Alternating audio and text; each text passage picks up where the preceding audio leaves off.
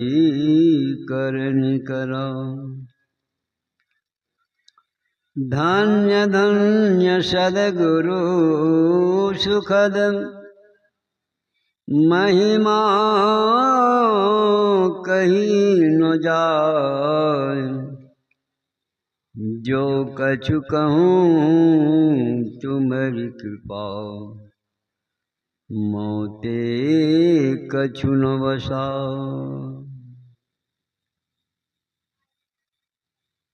सृष्टि के कण-कण में विराजमान सद्गुरु भगवान के श्री पावन चरणों में कोटि सौ नमन। अपने निवास में विराजमान परम पूज्य महान आचार्य महर्षि योगानंद परम जी महाराज की पाद पद्मों में कोटि कोटि नमन। इस पवित्र मंच पर उपस्थित हमारे संत चरण, उपस्थित धर्मानुरागी सज्जन वृंद एवं धर्मानुरागिनी माताएं तथा भक्ति स्वरूपा बहनें, आप सबों के हृदयांश एक ही परमात्मा को मेरा बार बार नमन। नमन है मेरा, अंतिम नमन होगा इस ग्राम वासियों को जो जहाँ कहीं हैं इस दरिया में नहा लें। नहाने हेतु सत्संग स्थल पर आ जाएं। आपके हृदय को भी मैं पवित्र मानता हूँ, इसलिए आप लोगों को, तमाम ग्रामवासियों को भी मैं नमन करता हूँ। आइए हम लोग विषय वस्तु पर सुन रहे थे योग को। योग और ज्ञान दोनों को दृढ़ता के साथ मुमुक्षु को करना चाहिए। योग का शाब्दिक अर्थ होता है जोड़ना। किससे किसको जोड़ना? जो जिससे बिछड़ा है। कौन किससे बिछड़ा है?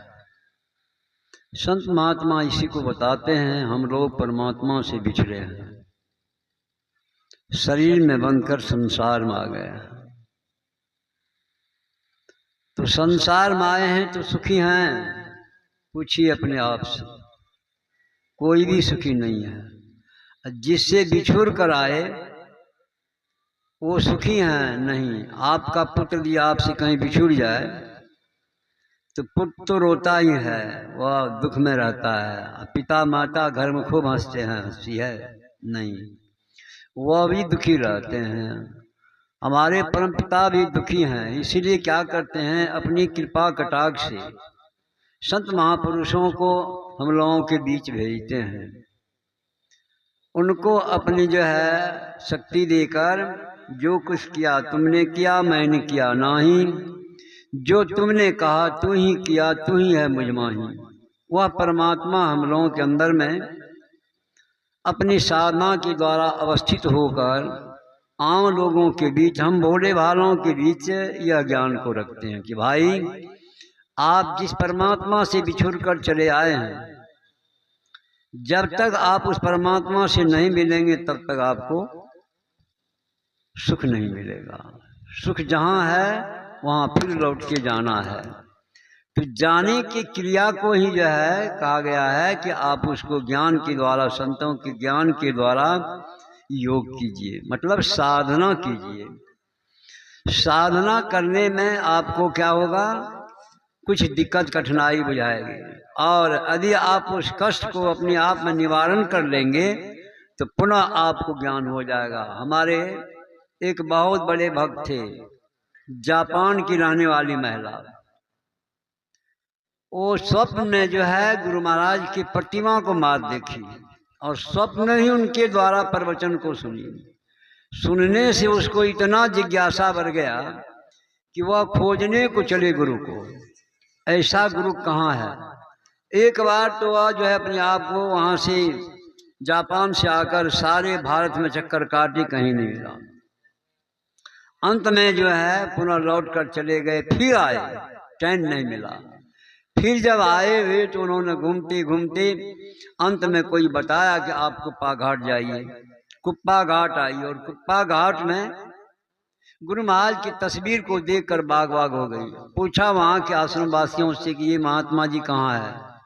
पूज्य बाबा उस समय में ऋषिकेश में अखिल भारतीय सत्संग में गए हुए थे। कहा बाबा अभी ऋषिकेश में हैं, वहाँ अखिल भारतीय सत्संग में। कहा लोकेशन बताइए, लोकेशन बताया और पुनः वो चली गई, कहीं चैन से बैठी नहीं, और जाकर बाबा से मिलकर अपने को आत्म साक्षात्कार किए। बाबा से आग्रह की कि बाबा हम आपसे दीक्षा ग्रहण करना चाहती है। कहा चलो कुप्पा घाट, वहीं तुमको देंगे दीक्षा। वह लौट कर कुप्पा घाट आ गई और पूज बाबा जब आए इनको बुलाकर विधिवत इनको दीक्षा दिए। कहा जाओ तुम जो है शांतित होकर अपने कमरे में बैठकर जो मैं तुम्हें बताया हूँ इसको तुम सही सही अपने आप अभ्यास करो, अर्थात योग करो। जब उन्होंने जाकर के वहाँ योग करना शुरू कर दी, साधना करना शुरू कर दी, इतना मन लगा, इतना मन लगा, पवित्र मन से 3 घंटा में ही परमात्मा को प्राप्त कर ली। और 3 घंटा में परमात्मा को प्राप्त कर ली। इसके बाद गुरु महाराज बोले थे कि तुम जो कुछ देखोगी हम लोगों को आगे फिर बता देना। पुनः देखने के बाद लौट कर जाती है पूज्य बाबा के पास और ये कागज पेंसिल ले जाती है। कागज पेंसिल से क्या किए, कागज पर सारा पिंड और ब्रह्मांड का नक्शा बना दिया कि ऐसे ऐसे मार्ग से मैं चलते चलते योग करते करते यहाँ पहुँचा हूँ। पूज्य बाबा संत जाने संत की महिमा, खग जाने खग की भाषा, समझ गए कि ये बहुत अपने आप को जिज्ञासा थी और आने के बाद साधना बताने पर इन्होंने तत्परता के साथ इस योग को की है और योग के द्वारा ये अपने आप को साक्षात्कार कर लिया, अर्थात परमात्मा से जुड़ गई है। इन्हें आशीर्वाद दिए और उसी जगह आचार्य पद से सम्मानित करके कहा जाओ तुम जापान में प्रचार करो। वह चली गई जापान में प्रचार करने के लिए, बहुत जापान में प्रचार हो गया है। भाव मेरा कहने का है कि हम लोग भी सुनते हैं सुनाते हैं, सुनते हैं सुनाते हैं, सुनाने वाले कुछ हो जाए कि हम बहुत प्रवक्ता हो गए हैं, बहुत कुछ जानते हैं, लोगों को सुनाते हैं, हम लोग छोड़ दें अपना नहीं करें क्या होगा? हम लोगों का विद्या समाप्त। आप भी कहीं पूछ देंगे तो आपको नहीं बता सकेंगे, आप भी अधूरा मैं भी अधूरा, इसलिए नहीं, अभ्यास को नहीं छोड़ना चाहिए। भगवान बुद्ध ने देखा है कि अभ्यास को दोहराना, मतलब दोहराना हम लोगों के लिए धब्बा है। यदि नहीं दोहराते हैं तो क्या होगा, जैसे हम लोगों का कोई पात्र है जिसको हम लोग डेली उपयोग में लाते हैं, फिर यदि उसको हम लोग अपने आप से माने नहीं, पवित्र नहीं करें तो फिर उस बर्तन में भोजन नहीं करना चाहेंगे या पवित्र नहीं बजाएगा। इसलिए यह तन को मांझने के लिए, अर्थात आंतरिक और बाहर शुद्धि के लिए, अंतःकरण को पवित्र करने के लिए हम लोगों को योग करना है। योग क्रिया को बहुत जगह बांटा गया है 8 भाग में, उधर नहीं जाऊंगा, मैं बताता हूँ मात्र। यदि आप ध्यान में बैठते हैं तो ध्यान में ही आपको मन को सुनगत करना है, यह योग का 7वां स्थान है। श्रीमदास शंकराचार्य लिखा है, न ध्यानं ध्यान मिथ्याहु ध्यानी शून्यं गतं मनः तस्य ध्यान प्रसादन सौख्यं मोक्षं न संशय। जब आप ध्यान में अपने आप को सारे ओर से सिमट कर, दसों दिशा को छोड़कर एकाग्र भाव से सुनिश्चित होकर आप नियति स्थान पर आप बैठेंगे। जब बैठने के बाद पुनः उसी तरह से अपने अंतर जगत में आप चलने का प्रयास करेंगे तो अंदर अंदर चलने से तब क्या होगा, हमारे आराध्य बताते हैं जो ये तरह चलेगा कहाँ जाएगा, सुख के पुंज में। सतगुरु सुख के सागर शुभ गुण आगर, ज्ञान उजागर है आपका, ज्ञान अपने आप में ऊपर उठेगा। अंतर पथगामी अति निकामी अंतर्यामी हैं। जो इस तरह से अंतर पथ में चलेंगे वह अंतर जगत में गमन करेंगे, घर बैठे सारे संसार को देखेंगे तो वह अंतर्गामी है। थीर बुद्धि सुजाना, अर्थात गुरु ज्ञान के आधार से अपने ज्ञान में आप थीर होकर स्थिर होकर कायम हो गए। सुजाना अर्थात सज्जन हो गया, आप में संतों का गुण प्रवीण हो गया। इसलिए कहते हैं थीर बुद्धि सुजाना अति सयाना धरि ध्वनि ध्याना है, सो ध्वनि सारा में ही न्यारा सतगुरु धारे हैं। जब यह गुण अपने आप में आप धारण कर लेंगे, नियमित रूप से सदाचार युक्त होकर जीवन निर्वाह करेंगे तो सदाचारी ब्रह्मचारी परोपकारी महापुरुषों की गौरव गाथा का इतिहास वेदिकमान है।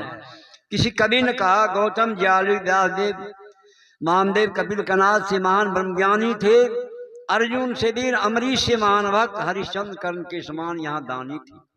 नारद से सत सत्यंसुयासम सत सदाचार पूर्ण एक एक प्राणी थे। ऐसा था भारत का भाग अतीत काल सुयस दो, देवलोक की कहानी थी।